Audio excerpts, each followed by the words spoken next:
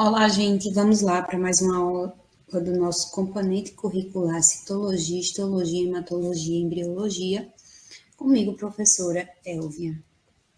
Então, nessa aula, iremos abordar o tecido nervoso, um dos quatro tipos principais de tecido do corpo humano. Esse tipo de tecido é distribuído pelo organismo, se interliga formando uma rede de comunicações que constitui, assim, o sistema nervoso. Ele está dividido em sistema nervoso central e periférico e está constituído principalmente por dois tipos de célula, os neurônios e as células da glia.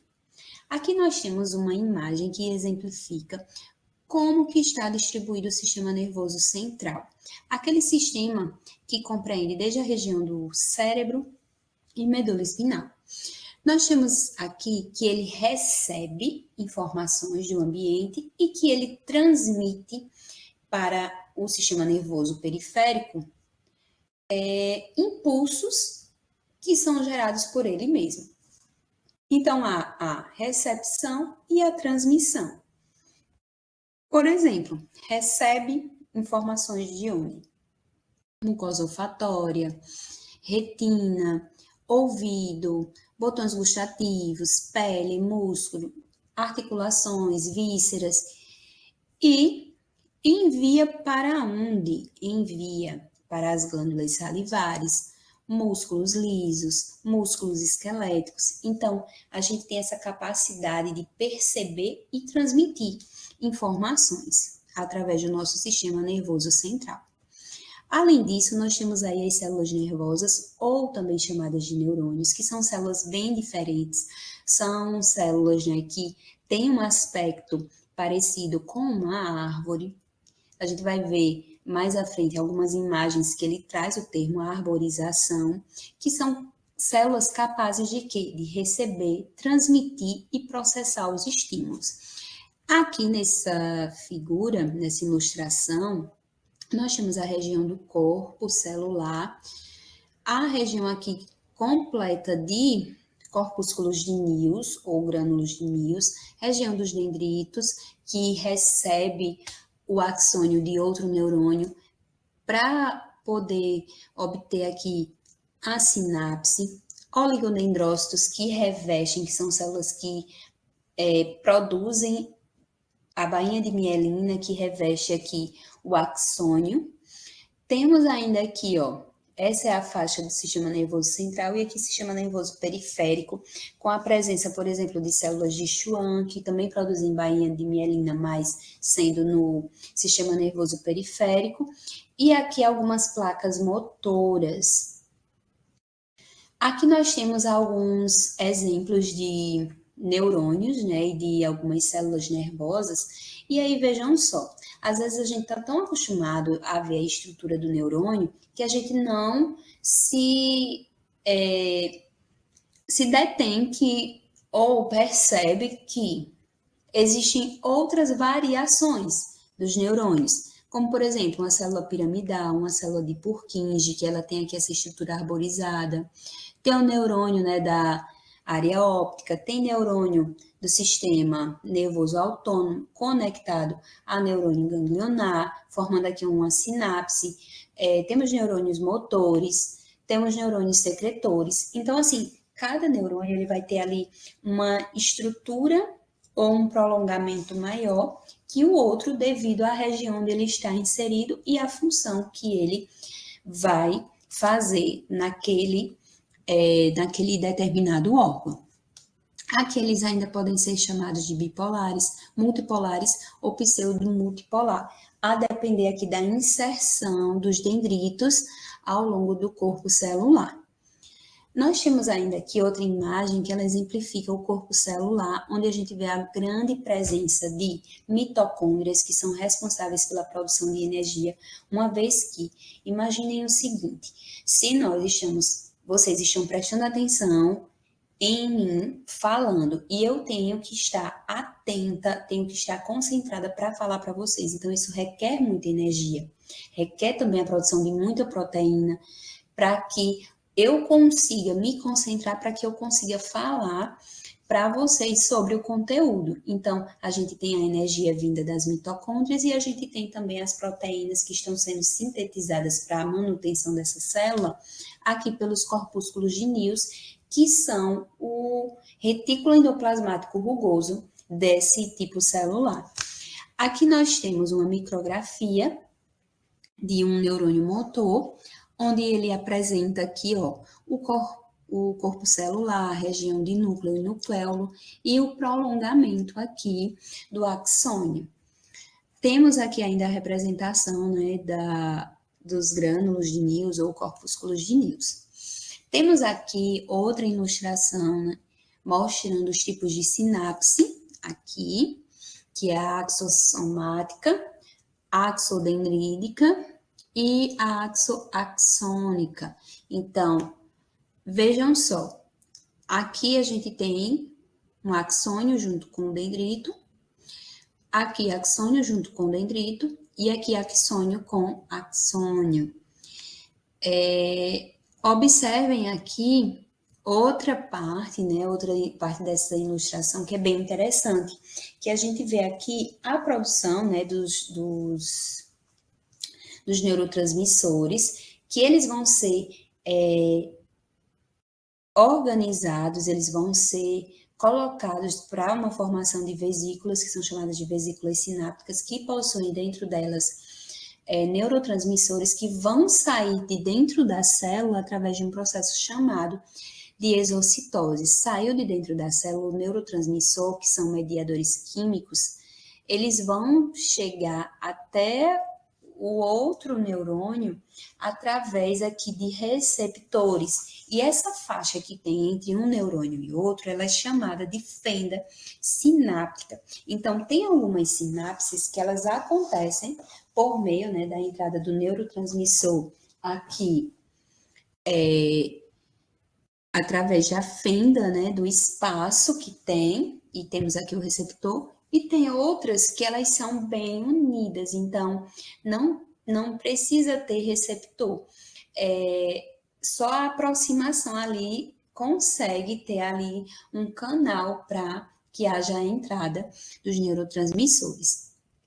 Aqui nós temos outro exemplo, né, de célula, que são as células da glia do sistema nervoso central, que são elas astrócitos, oligodendrócitos, células ependimárias e células da microglia. Cada uma com uma função e principalmente proteger, sustentar e nutrir o neurônio. Veja só o astrócito aqui, as células ependimárias, as células da microglia e os oligodendrócitos. Então, todos eles aqui são classificados como células da glia. Quem é a microglia? É aquela que é capaz de fazer a fagocitose de substâncias estranhas que possam chegar nessa região. Oligodendrócitos, produzir aqui a bainha de mielina. Os astrócitos são extremamente importantes para regular a composição do líquido extracelular no sistema nervoso central. A microglia, como eu já falei, tem essa função de fagocitar, ou seja, ela é semelhante à função de um macrófago. Células ependimárias, elas vão revestir cavidades que tenham líquido, que são cheias de líquido, tanto no encéfalo quanto na medula espinal. Os oligodendrócitos e as células de Schwann, elas são responsáveis, respectivamente, por produzir e manter, né, fazer a manutenção da bainha de mielina no sistema nervoso central e no sistema nervoso periférico. E o que é a mielina? A mielina, ela atua como um isolante elétrico, então ela atua conduzindo aí a velocidade dos impulsos nervosos. Então, ela é extremamente importante para que o neurônio ele funcione, ele desempenhe sua função perfeitamente. E aqui a gente tem imagens, né, micrografias de corpos de neurônios e prolongamentos celulares numerosos na substância cinzenta, enquanto a substância branca, ela consiste em quê? Ela consiste principalmente em fibras nervosas. Então, essa região aqui, a gente tem as fibras nervosas. Aí, vejam que interessante. Essa outra imagem, nós temos neurônios piramidais, glia. E aí, o que acontece? Essa imagem aqui, ela mostra como que são as estruturas desses neurônios diferentes, acabam sendo diferentes daquela estrutura que a gente está acostumado a ver, que aqui ilustra quem é um neurônio. Nós temos aqui ainda 3 camadas, né? A gente tem a camada molecular, temos a camada de células de Purkinje, que ela faz aqui, ó, esse entorno, uma camada granulosa, e nós temos a substância branca, que ela é constituída apenas por fibras nervosas e células da microglia, essas daqui, ó. E mais uma camada granulosa. Então, veja só que interessante, né? Essas camadas que a gente pode ir observando ao longo do tecido aí do cerebelo. Nessa imagem aqui são as 3 camadas, né, do cerebelo, uma com célula de Purkinje, e aqui a gente observa a região de arborização. Essa camada aqui é a camada granulosa, ou seja, tem vários grânulos ao longo de toda essa região. Essa outra imagem, ela é uma imagem do sistema nervoso central, onde tem a presença de neurônios na medula espinal. Então, tudo isso aqui é neurônio, região de neurônio. Então, aqui é o que a gente consegue observar em cortes histológicos do tecido nervoso central. Essa imagem é que ela representa, né, um corte da medula espinal, onde a gente tanto vai estar representando aqui a substância cinzenta quanto a substância branca. Na substância branca, a gente vai ter a presença de fibras, de grandes aglomerados de fibras nervosas. Na substância cinzenta, a gente vai ter neurônio, vai ter núcleo de células da glia e algumas fibras nervosas também. Aqui são as estruturas, né, das fibras nervosas, onde a gente tem aqui no centro o núcleo da célula de Schwann, que o que é que essa célula de Schwann ela é capaz de fazer? Ela é capaz de produzir a bainha de mielina na estrutura nervosa do tecido nervoso periférico. Aqui são os mesaxônios, né? São estruturas diferentes de axônios. E aqui é a região de quê? A região do citoplasma da célula de Schwann. Nessa outra imagem, a gente consegue ver a camada que reveste, né, a fibra nervosa. Aqui nós temos o perineuro e aqui nós temos o endoneuro, que é outra camada que vai ali revestir as fibras também. E observem, aqui a gente tem um neurônio, né? A passagem de neurônio sensorial e de neurônio motor. Isso todos em contato com quem? Com a medula espinal. Aqui é a região de um gânglio sensorial, corpos celulares aqui do neurônio motor, e aqui é o prolongamento dele. Ele vai de encontro, já que é um neurônio motor, com quem? Com o músculo estriado. Aquele que é de encontro com a pele é um neurônio que? Sensorial. Nessa outra imagem, a gente tem, né, uma ampliação, uma fotomicrografia num corte transversal, mostrando aqui o epineuro, né, que reveste a parte aí mais externa, perineuro e o endoneuro, de um nervo, né, que tem aqui as fibras, no caso, nervosas. Nessa outra imagem, exemplifica quem? A distribuição do nosso sistema nervoso. Sistema nervoso central, encéfalo e medula espinal, como está aqui representado em vermelho. Sistema nervoso periférico, a gente tem aqui ao longo da periferia os nervos, os gânglios e as terminações nervosas. Por isso que quando uma pessoa toca na gente, a gente sente e manda essa informação para onde? Para o nosso tecido nervoso central, ou seja, o nosso sistema nervoso central. Aqui temos uma imagem que ela vai exemplificar as meninges, que são membranas presentes, né, no nosso encéfalo, que são 3, a dura mater, a aracnoide mater e a pia mater, que revestem aqui, ó, a parte mais externa, né, que é a dura mater, a aracnoide mater mediana, E aqui a gente tem também a pia mater, que é a que está mais próxima aqui da camada do sistema nervoso central.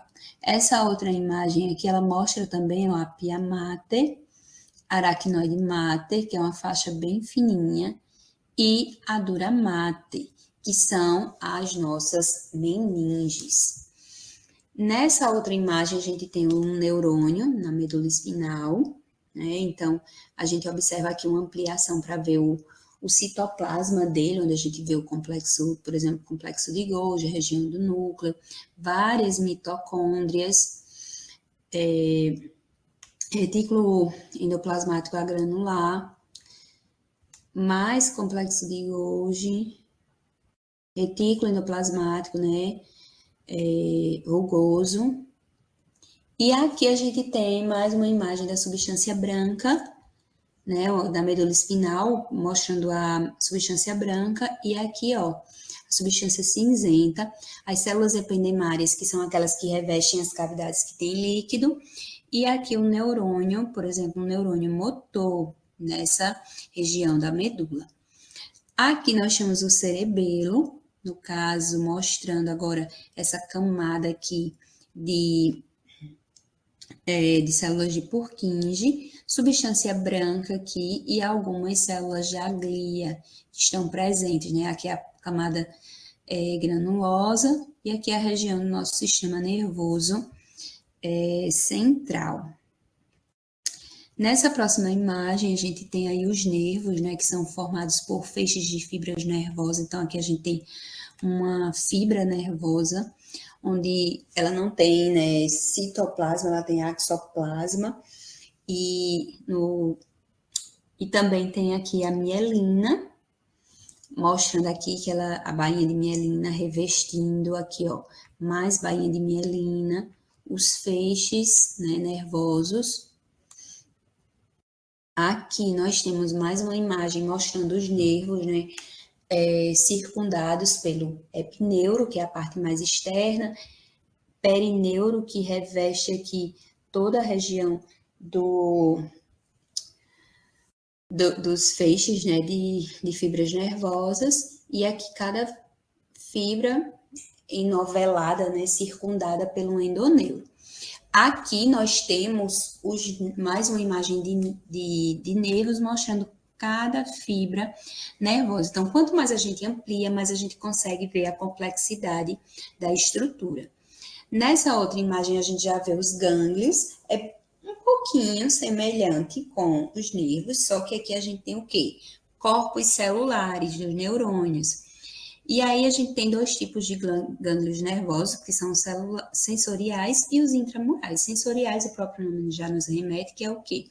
Aqueles que estão presentes nos nossos órgãos sensoriais. E os intramurais, naquelas regiões que têm cavidades. Aqui mais uma imagem, no caso, mostrando também a célula satélite que está presente aqui no gânglio, né?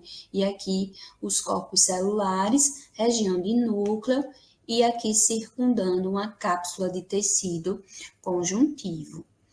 E nesse apanhado geral, finalizamos a nossa parte do conteúdo relacionada à histologia do nosso componente curricular, e aqui estão as referências que foram utilizadas. Qualquer dúvida, entre em contato e até breve.